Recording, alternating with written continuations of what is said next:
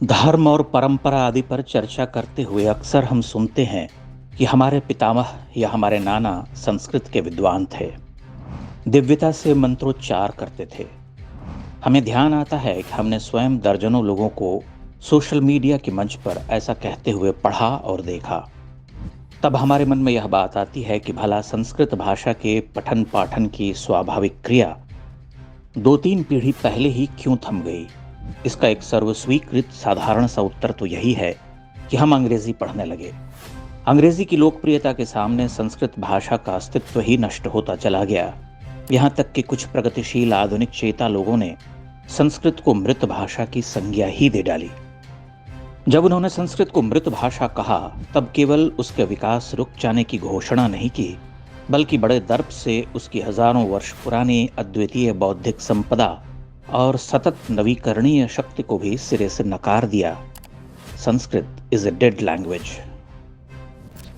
हमें ध्यान आता है कि हमारे विद्यालय के दिनों में ही संस्कृत के आचार्यों का सम्मान घटने लगा था।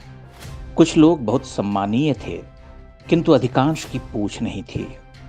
उसका पहला कारण तो यही था कि हमने अपनी महान भाषा को महत्व देना बंद कर दिया था, या अंग्रेजी की गुलामी ने हमें संस्कृत से विमुख किया। दूसरा कारण स्वयं संस्कृत पढ़ाने वाले शिक्षक थे। अधिकांश अपनी गरिमा खुद नष्ट कर डालते। मनुष्य अपने व्यक्तित्व का निर्माण स्वयं करता है, चाहे तो उसे गरियता प्रदान करे, चाहे तो नमूना बनाकर रखे। एक विचित्र हीनता बोध ने हमारा बड़ा हित किया। संस्कृत भाषा हमारे शिक्षण से कटती हटती चली गई। रही सही कसर अगंभीर जोकर जैसे आचार्यों ने पूरी कर डाली। यही गति हिंदी की भी होनी ही थी। माँ दरिद्र होगी तो भला बेटी समृद्धि को कैसे पावेगी। लगभग 40-50 वर्ष का कालखंड इस भाषा के लिए सबसे बुरा था। ये वही कालखंड है जिसे प्रगतिशील लोग गोल्डन नेहरूवियन एरा कहते हैं। भारतीय समाज को भारतीयता से विमुख करने के चतुर्दिक प्रयास इसी समय हुए, जिसके परिणाम हम आज तक भोग रहे हैं। किंतु एक प्रतिगामी समय के बाद आज देखा जाता है कि संस्कृत भाषा को नवजीवन मिल रहा। बड़ी संख्या में लोग इसे पढ़ना चाहते हैं। सबसे महत्वपूर्ण और सुखद यह कि आईआईटी से कंप्यूटर इंजीनियरिंग पढ़ने वाले मेधावी छात्र भी संस्कृत के स्कॉलर हो रहे। हमारा मानना है कि आज के समय वे इस भाषा के महान सेवक हैं। पारंपरिक गुरुओं का ज्ञान तो है ही, किंतु सर्वथा नवीन और विज्ञान के क्षेत्र से जुड़े लोग संस्कृत की सेवा कर रहे, इससे अच्छी बात क्या हो सकती है। हमें आशा है कि संस्कृत की सलिला नई जलधाराओं के मिलने से रसवंती होगी।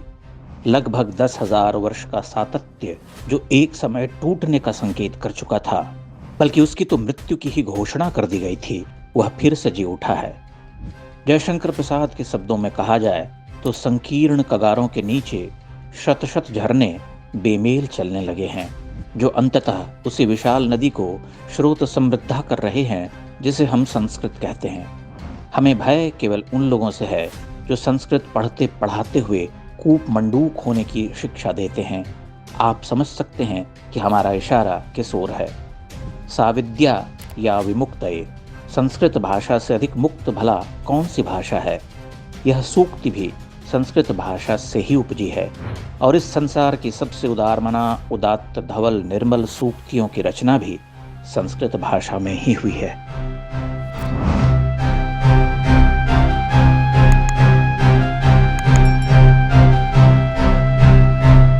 इंडेक्स ऑनलाइन के वीडियो समाज को समर्पित हैं। आप इनको डाउनलोड करके जैसे चाहे वैसे प्रयोग कर सकते हैं। चाहे तो आप हमारे टेलीग्राम चैनल से जुड़ सकते हैं। वहां सारे नए पुराने वीडियो आपको मिल जाएंगे। हमारे सोशल मीडिया लिंक हर वीडियो के डिस्क्रिप्शन में होते हैं। हमारा एकमात्र उद्देश्य हिंदू समाज को जागृत और एकजुट करना है।